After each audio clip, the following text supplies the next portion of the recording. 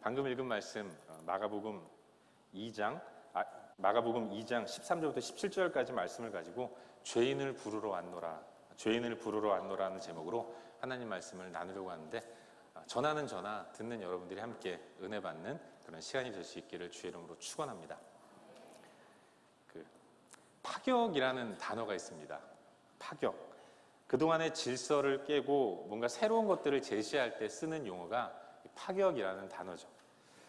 그럼 성경은 예수님의 기록이고, 또 성경을 통해서 우리는 예수님의 땅에서의 삶을 목격하게 되는데, 그 예수님의 일생을 보면서 떠오르는 단어가 하나 있다면 그게 바로 파격이라는 단어가 아닐까, 그런 생각을 해보게 돼요. 우리 예수님은 일생이 파격이었습니다. 예수님의 행보는 그야말로 파격 그 자체였죠. 그런데 이 파격은 신선한 충격을 주기도 하지만, 또 그동안의 체제와 질서에 잘 적응되어 있었던 사람들, 그런 사람들에게는 적지 않은 반대와 저항을 갖게 만듭니다. 그래서 파격의 현장에는 항상 논쟁이 뒤따르는 것을 발견하게 돼요. 예수님이 그러셨습니다. 예수님은 가는 곳마다 파격적인 언행을 보이셨죠. 그리고 그로 인해서 여러 가지 크고 작은 논란들을 일으키셨습니다. 많은 사람들의 마음을 시원하게도 하셨지만, 또 반대로 여러 사람들의 마음을 불편하게도 하셨어요. 그야말로 주님은 가는 곳마다 이슈를 만드시는 이슈 메이커셨고, 또 논쟁이 일어날 때마다 지지 않고 아주 열심히 싸우셨던 이슈 파이터셨다라는 생각을 해보게 됩니다. 오늘 본문에서도 주님은 또 하나의 이슈를 세상 가운데 던지시는 것을 보게 됩니다. 잠시 본문의 내용을 한번 살펴보도록 하죠. 오늘 본문은 레위라는 한 인물을 제자로 부르시는 예수님의 모습을 보여주고 있어요. 레위. 이 레위는 성전 봉사를 맡은 그 레위 지파를 얘기하는 것이 아니라 개인적인 한 사람의, 한 인물의 이름을 얘기하는 겁니다.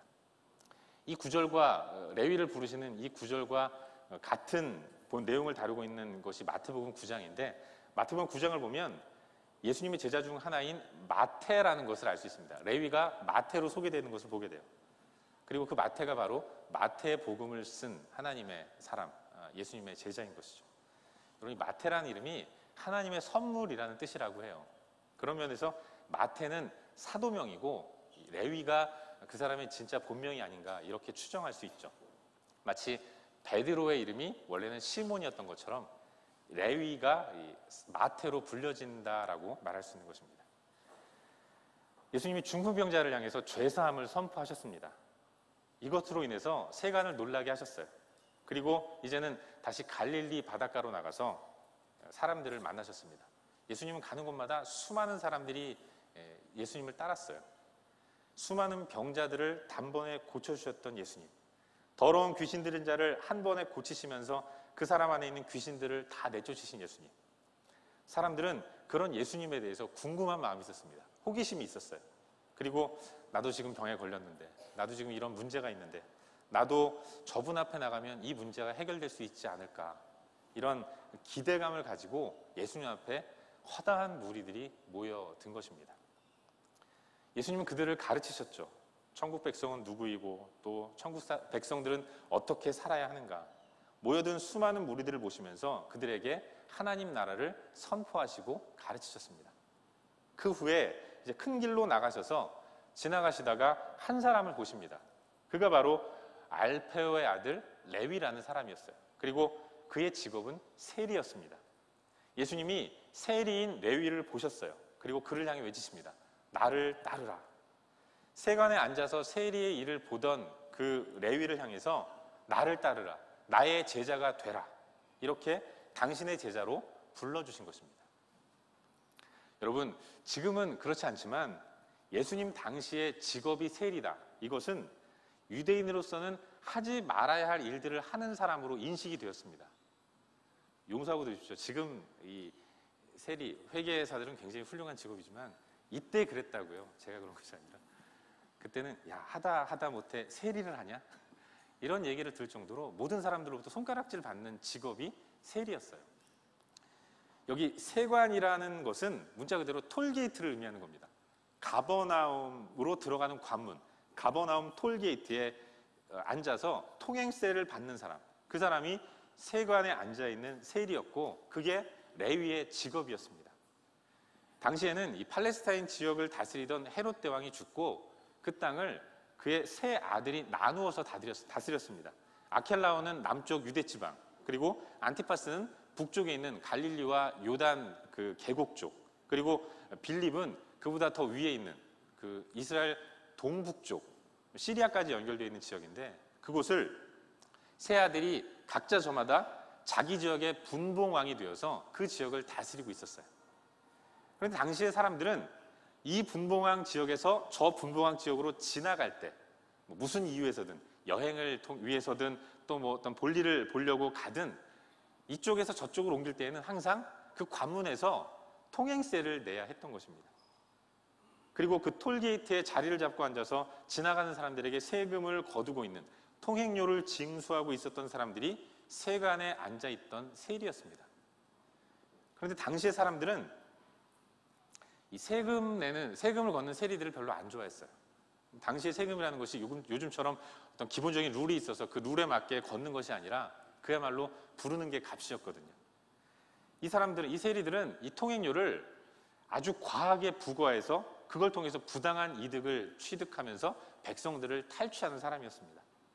그래서 사람들은 통행료를 거두는 세관들을 굉장히 싫어했어요. 같은 민족의 등을 쳐서 더러운 이득을 취득하는 그런 사람이라고 매도하면서 이방인보다 더 나쁜 존재로 인식했습니다. 유대인들 사이에서는 세리는 매국노 약탈자라고 정죄를 당했고 심지어는 그들이 모이는 회당에서도 출교를 당하는, 회당에도 들어가지 못하는 아예 그들의 공동체 밖에 있는 사람이라고 인식되는 그런 사람들이 세리들이었다는 것이죠. 많은 사람들이 통행료를 내지 않고 통과했던 그때를 기억했을 것입니다. 그래서 지나갈 때마다 짜증이 났을 거예요.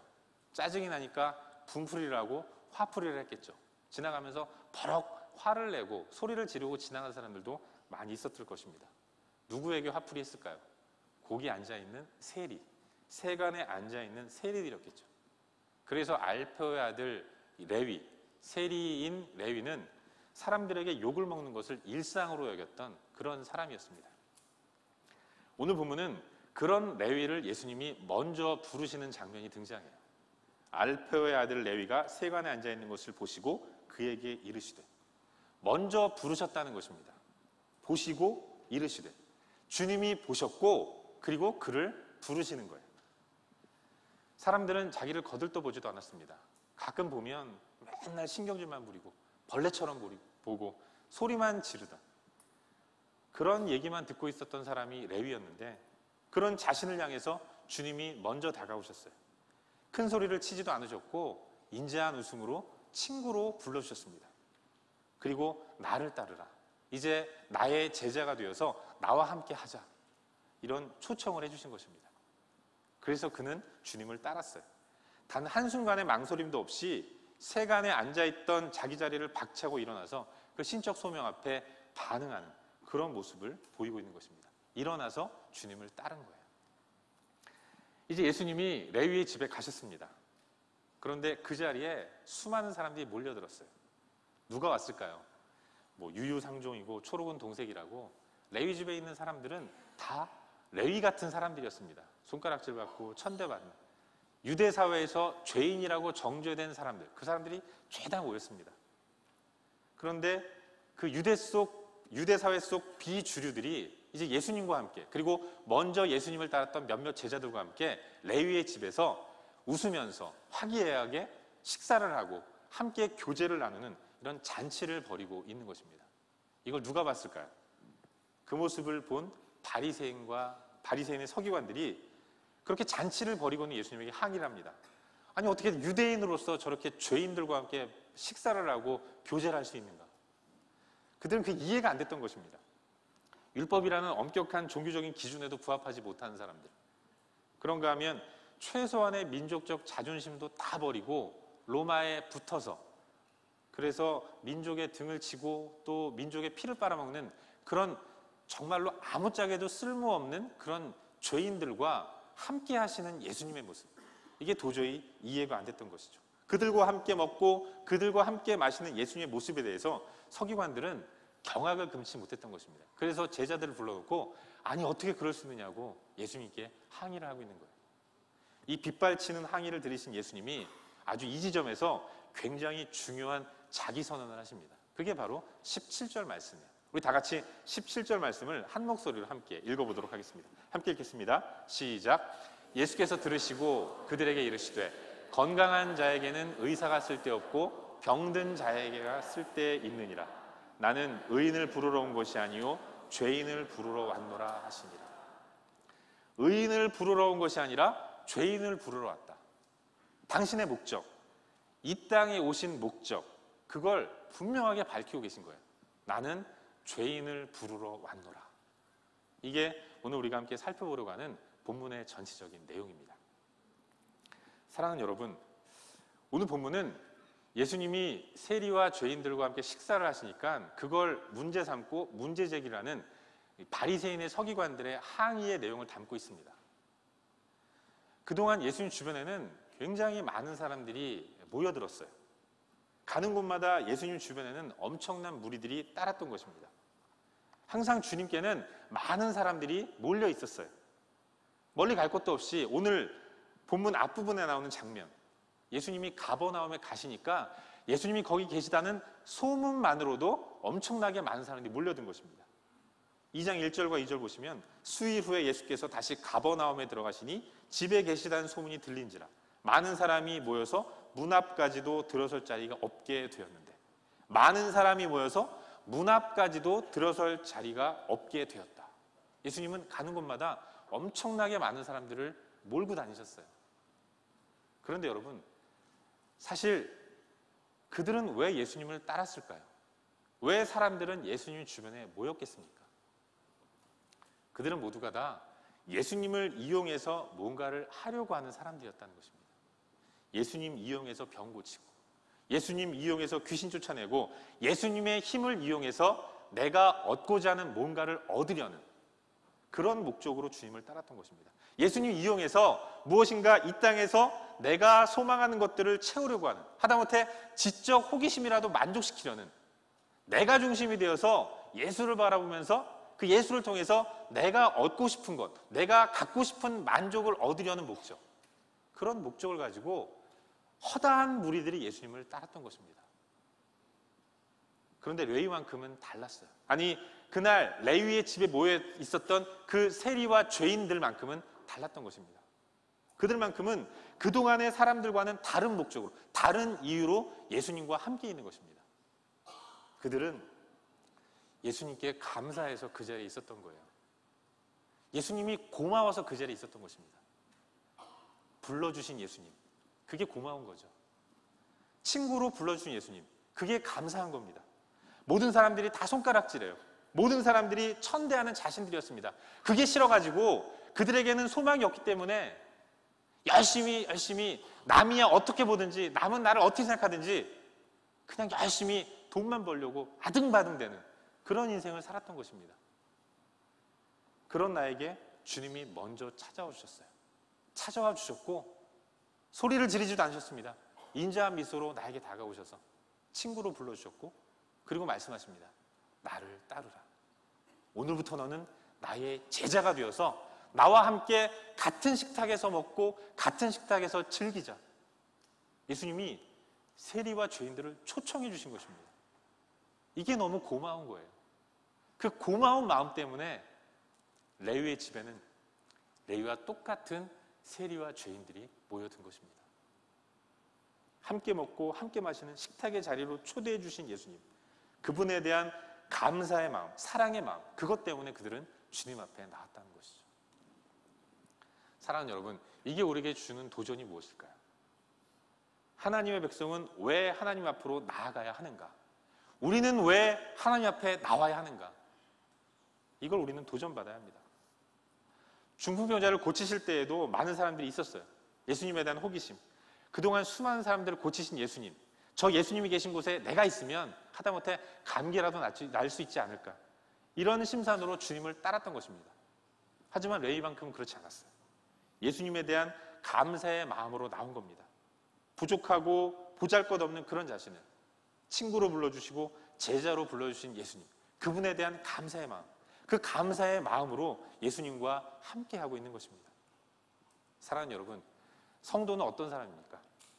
성도는 은혜에 감사로 반응하는 사람입니다. 우리는 어떤 사람인가? 성도로 부름받은 우리는 우리를 불러주신 그 은혜의 하나님께 감사로 반응하는 사람들이어야 하는 거예요. 여러분, 베푸신 은혜가 크지 않습니까? 죄와 허물로 죽었던 나, 땅에서는 아무 소망도 없이 살아가는 존재가 우리였어요. 그렇게 하루하루 이 땅을 살아가다가 그렇게 숨 끊어지면 이제 모든 인생을 다 정리해야 하는 그런 소망 없는 존재가 나였습니다. 그런 나에게 내가 찾아와달라고 초청도 하지 않았어요. 나는 주님이 필요하다는 사실조차도 몰랐습니다. 그런 나에게 먼저 찾아오셨어요. 그리고 내 손을 붙잡아 주셨습니다. 오늘부터 너는 나의 자녀다. 오늘부터 너는 나의 사람이다. 나를 초청해 주신 것입니다. 그 은혜가 감사해서 그 감사한 마음으로 주 앞에 나아가는 거예요. 그가 성도인 거예요. 그저 뭐 하나라도 얻을 게 없을까 이런 마음으로 나가는 것이 아니라 죄와 허물로 죽었던 나를 살려주신 하나님, 그 하나님에 대한 감사와 감격이 나로 하여금 하나님 앞으로 나아가게 만드는 것입니다. 감사와 감격이, 그 하나님에 대한 은혜의 감사가 입을 열어서 하나님을 찬양하고 예배하게 만드는 거예요. 하나님이 나를 구원하신 것이 너무 감사해서, 그 은혜가 너무 커서, 그래서 너무 감사해서, 너무 고마워서 주를 위해서 뭐라도 할 것이 있지 않을까. 그리고 또 그렇게 나를 사용하시는 하나님이 너무 감사해서 기꺼운 마음으로, 기쁨으로 헌신하는 것입니다. 헌신하고 또 수고해도 그저 나를 써주신 게 너무 감사하기 때문에, 그 은혜가 너무 감사해서 전혀 대가를 바라지 않는, 철저하게 자원성과 익명성으로 똘똘 뭉친 사람, 그런 사람이 성도인 것입니다. 저는 이 시간 저 자신과 여러분에게 도전하고 싶어요. 여러분, 우리는 왜 이 자리에 앉아 있습니까? 나를 구원하시고 친구로 불러주신 예수님, 나의 연약함을 아시고 그럼에도 불구하고 안아주시고 고치시고 싸매주신 예수님, 그 하나님의 은혜, 그분에 대한 감사한 마음으로 이 자리에 앉아 있는가? 그렇지 않다면 그저 종교적인 의무감으로 주일은 당연히 낚시터 가지 않고 교회 오는 거지, 골프장 가기 전에 먼저 교회 와야지, 이런 마음으로, 이런 습관을 쫓아서 이 자리에 앉아 있다면 우리는 우리 자신의 예배자의 모습을 돌아보는 가운데 회개의 자리로 나아가야 한다고 믿습니다. 여러분, 우리 안에 주님에 대한, 나를 위해 베푸신 그 은혜에 대한 감격이 회복된다면, 그 십자가 사랑에 대한 감격이 회복된다면, 그러면 우리 예배는 분명히 달라질 거예요. 하나님을 존귀한 분으로 인정하는 가운데 날마다, 매 순간마다 그분에 대한 찬양과 감사가 우리의 삶을 가득 채울 것입니다. 그 하나님께 대한 감사를 올려드리는 사람, 그런 사람이 성도이어야 하고, 그가 바로 우리이어야 한다는 사실을 믿으시길 바라요. 하나님의 은혜에 대한 깊은 인식, 그리고 그로 인한 감사, 그게 나로 하여금 하나님을 위한 사역의 자리, 헌신의 자리, 섬김의 자리로 나아가게 하는 것입니다. 그 사랑이 충만해서, 그 감격이 벅차 올라서 우리는 그것 때문에 회복의 공동체를 뛰어넘어서 열방을 섬기는 공동체로 나아가는 것입니다. 하나님의 은혜가 너무 크기 때문에, 그게 너무 감사해서 하나님이 가장 기뻐하시는 게 뭘까? 사람 살리는 거지. 그래서 사람 살리는 자리로 나아가는 거예요. 그거 조금 하면 내 인생에 봄날을 주시지 않을까? 하나님께 조금 헌신하면 하나님이 그 헌신을 받으시고 내가 원하는 것들 허락하시지 않을까?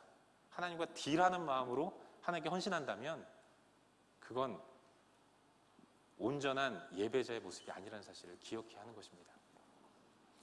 바라기는 우리 안에 구원의 감격이 회복될 수 있기를 주의 이름으로 축원합니다. 나는 어떤 존재인가? 나는 레위 같은 사람이었어요. 그날 레위 집에 모여있던 세리와 죄인, 그게 바로 내 모습이었습니다.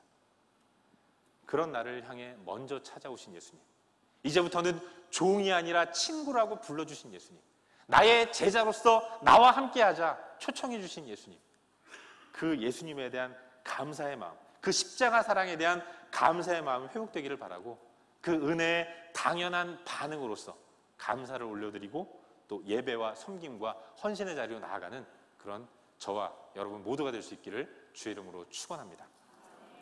한 가지만 더 묵상하기를 바라는데요, 오늘 17절에서 우리 주님은 이 땅에 오신 목적을 분명하게 밝히고 계십니다. 그게 바로 나는 죄인을 부르러 왔다라는 거예요. 예수님 이 땅에 왜 오셨는가? 주님은 죄인을 부르러 오신 것입니다. 여러분, 죄인을 부르러 오신 분이 예수님이에요. 죄인은 누굽니까? 죄를 지은 사람이죠. 도대체 어떤 죄를 지었길래 죄인인가? 그렇다면 죄란 무엇인가? 주님이 이 땅에 오신 목적은 죄인을 부르러 오셨어요. 그런데 성경이 말하는 죄와 우리가 일반적으로 생각하는 죄는 분명한 차이가 있습니다. 우리가 생각하는 죄는 지극히 도덕적이고 윤리적인 것이 많아요. 상당히 이 양심에 해당하는 것들이 많습니다. 남의 물건을 도둑질했다든지, 거짓말했다든지, 다른 사람에게 해를 입혔다든지, 아니면 사기를 쳤다든지, 이런 걸 죄라고 생각하죠. 죄에 대한 인식이 거기에만 머무는 사람들은 이 죄인이라는 용어가 낯섭니다. 그래서 당신은 죄인입니다. 그러면 이 말을 거부하죠. 내가 왜 죄인이냐? 나는 법 없이도 살 사람이다. 나는 지금까지 한 번도 경찰서 가본 적이 없다. 이러면서 자신이 죄인이라는 사실을 받아들이지 못하고 거부합니다. 하지만 성경이 말하는 죄는 그런 게 아니에요. 여러분, 죄라는 것은 원어로 하마르티아라고 발음하는데 한마디로 자리를 이탈하는 겁니다. 있어야 할 자리에서 벗어나는 것. 그게 죄예요. 원래의 자리를 벗어나는 것. 벗어난 채로 계속 머무는 것. 이게 성경이 말하는 죄입니다. 목적에 맞지 않게 존재하는 것. 그게 죄예요. 여러분, 죄와 반대되는 개념이 의 아닙니까? 그 의는 뭔가? 의는 이탈한 자리, 벗어난 자리를 다시 회복하는 것입니다. 원어로 디카이오 수네라고 발음하는데 벗어난 자리에서 다시 돌아와서 원래의 위치에 있는 것, 그걸 의라고 하는 거예요. 죄란 뭡니까? 죄는 자리를 벗어나는 겁니다. 하나님의 창조 목적에 맞지 않게 머무는 것, 그게 죄예요. 원래 있어야 할 자리를 이탈해서, 그래서 목적에 맞지 않게 존재하는 것이 죄입니다. 이탈해서 그 자리, 우리가 있어야 할 자리를 벗어나서 이탈한 가운데서 마땅히 우리가 해야 할 행동을 하지 않는 것, 그게 죄이고, 마땅히 우리가 가져야 할 태도를 갖지 않는 것, 그게 죄인 것입니다. 여러분, 우리는 하나님 앞에서 어떤 존재입니까? 우리가 있어야 할 자리는 어디예요? 하나님이 우리 인간을 만드시고 에덴에 두실 때에는 분명한 목적을 가지셨어요. 우리는 하나님을 창조주로 섬기면서 하나님과 더불어서, 하나님과 함께 하나님이 내려주시는 은혜와 사랑을 공급받아서 그 힘과 능력으로, 하나님의 힘과 능력으로 하나님의 뜻에 맞게 하나님이 창조하신 세상을 다스리는 존재였습니다. 내 맘대로, 내 뜻대로 다스리는 것이 아니라 나를 창조하신 하나님을 바라보면서 하나님의 위대하심을 인식하는 가운데, 그 하나님과 연결되어 있는 가운데 주님이 주시는 은혜와 사랑과 능력으로 하나님이 허락하신 세상을 하나님의 뜻대로 다스리는 존재가 우리였던 거예요.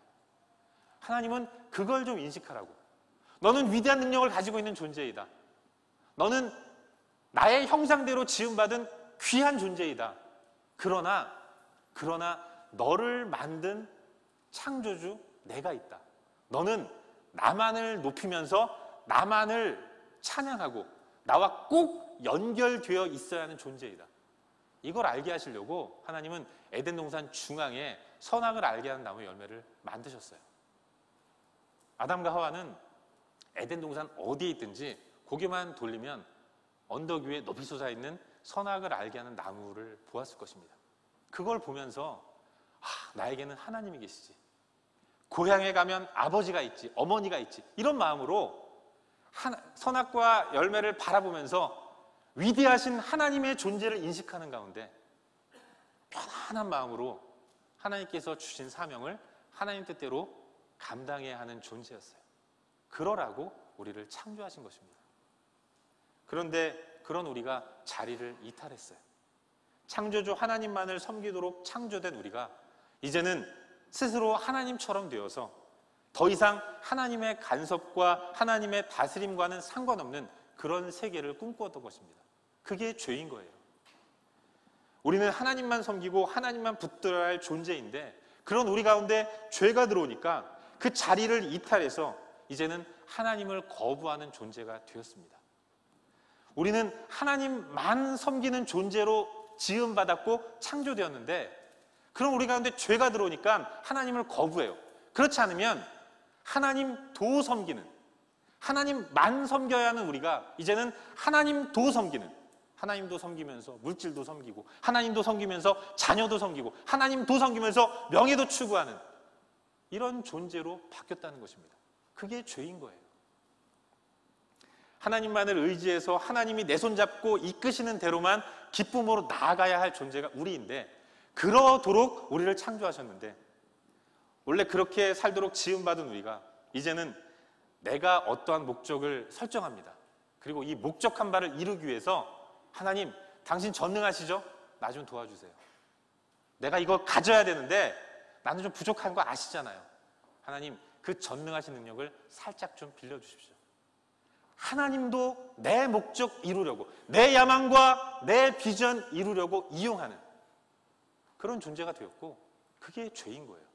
우리가 다 그래서 죄인인 것입니다.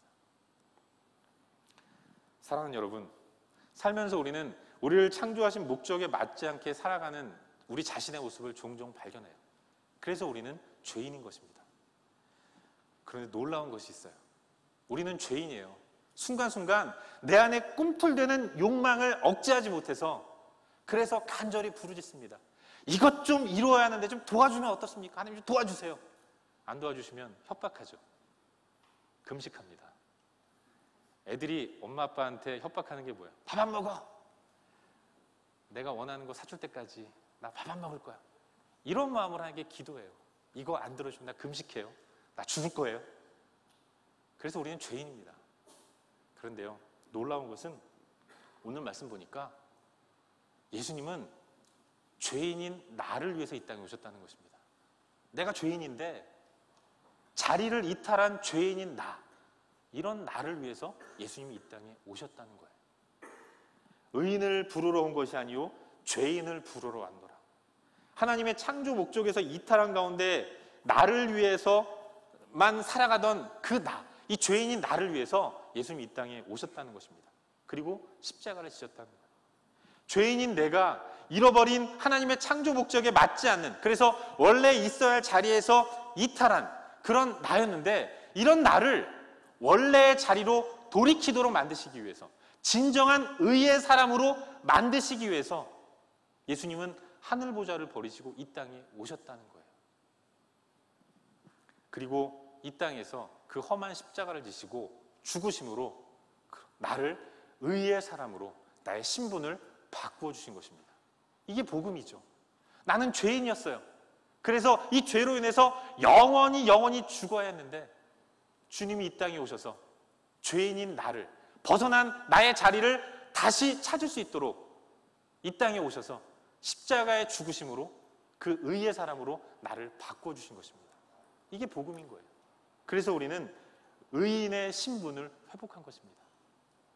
여러분, 의가 위치의 회복이라면 우리는 이제 의인의 신분을 회복했어요. 예수님이 그렇게 해주신 것입니다. 하나님의 자녀됨의 위치, 하나님의 백성의 위치를 예수 그리스도가 회복시켜 주셨어요. 주님 우리에게 믿음을 주셨습니다. 그리고 주신 믿음을 가지고 예수를 하나님이라고 고백하게 만드셨어요. 그리고 내 입을 통해서 예수를 하나님으로 고백할 때 주님이 그 고백을 들으시고, 이제부터는 넌 나의 자녀라, 천국을 소유한 나의 자녀라 선언해 주셨습니다. 그래서 우리에게 소망을 주셨어요. 우리의 신분이 이렇게 죄인의 신분에서 의인의 신분으로 바뀐 것입니다. 그렇다면 우리는 어떻게 될까요? 예수 그리스도가 십자가에 못 박혀 돌아가심으로 죄인의 신분인 우리를 의인의 신분의 자리로 바꿔주셨습니다. 그렇다면 우리는 이제는 하나님만 의지하도록 창조된 창조 목적에 맞는 삶을 살아야 하는 것입니다. 하나님만을 섬기면서 하나님께 허락하신 그 은혜와 사랑으로 하나님만을 찬양하는 가운데 하나님만 붙드는 그런 삶을 사는 존재로 나아가야 하는 것이죠. 우리의 신분이 바뀌었다면 이제는 좀 신분에 맞는 삶을 살아야 하는 것입니다. 신분에 맞는 삶을 살려고 좀 애도 써보고 좀 힘도 써보고 좀 땀도 흘리는 그런 삶을 살아야 하지 않겠습니까? 우리의 창조 목적이 하나님을 의지하고 하나님만을 추구하는 삶을 사는 것인데, 그럼에도 불구하고 여전히 내 인생에 내가 하나님이 되어서 내 인생 내 거니까 내 맘대로 살 거야 이러면서 내 마음과 내 뜻대로 살아가면서, 그러면서 내 야망과 내 비전을 위해서 주님을 이용하는 이런 삶을 여전히 포기하고 있지 않다면, 그럼 우리는 의인이지만 여전히 죄인처럼 살아가는 그런 안타까운 삶을 사는 그런 존재인 것입니다. 사랑하는 여러분, 하나님만 붙드실 수 있기를 주의 이름으로 축원합니다. 하나님만 붙드세요. 다른 것 아무것도 필요하지 않고 하나님만 붙들면 사는 것입니다. 그리고 하나님만 붙들되 하나님도 붙드는 게 아니라 하나님만 붙드는 삶을 살았으면 좋겠어요. 우리를 그렇게 만드시기 위해서 주님이 험한 십자가를 치신 것입니다. 하나님은 지금도 우리 가운데서 때로는 말할 수 없는 탄식으로, 또 때로는 주권적인 역사하심으로 우리로 하여금 그 하나님의 자녀다운 삶을 살아가도록 계속해서 우리를 도전하시고 우리를 이끌어 주세요. 내가 하나님 당신의 창조 목적에 부합하는 삶을 살 수 있도록 우리를 이끌어 가십니다. 때로는 나의 욕망을 꺾으시기도 하시고, 때로는 실패와 좌절을 경험하기도 하시고, 때로는 내 몸을 쳐서 그래서 나의 연약함을 철저히 인식하는 가운데, 아, 주님, 나는 주님이 필요한 존재입니다. 주님이 없으면 나는 아무것도 아닌 존재이군요. 나는 오직 주님만 붙들어야 하는 존재이군요. 이런 고백을 할 수 있도록, 이런 고백이 저와 여러분의 입술 가운데서 터져나올 수 있도록 성령은 지금도 우리의 인생을 붙드시고 끊임없이 우리에게 도전하고 계신 분이에요. 그 도전 앞에 정직한 모습으로 설 수 있기를 주의 이름으로 축원합니다. 여러분, 부모는 자녀에게 가장 좋은 것을 주십니다. 하나님 우리의 아버지라면 하나님 우리에게 가장 좋은 것을 주세요. 나에게 가장 좋은 것이 내가 원하는 것과 일치하지 않을 수 있어요. 그러나 하나님은 가장 좋은 것을 우리에게 허락하십니다. 내가 원하는 것과 나의 가장 좋은 것이 일치하지 않을 때는 원하는 나의 욕망을 꺾어서라도 하나님은 가장 좋은 것, 가장 필요한 것을 주세요. 우리에게 가장 필요한 것이 무엇입니까? 하나님의 창조 목적에 맞는 삶이에요. 나는 하나님만 의지하는 사람입니다. 물질이 필요한 게 아니라, 돈이 필요한 게 아니라, 건강이 필요한 게 아니라, 명예가 필요한 것이 아니라 나에게 꼭 있어야 할 것, 그건 하나님이에요. 우리 아이들에게 가장 필요한 것이 부모이듯이 우리에게 진정으로 필요한 것은 하나님이십니다.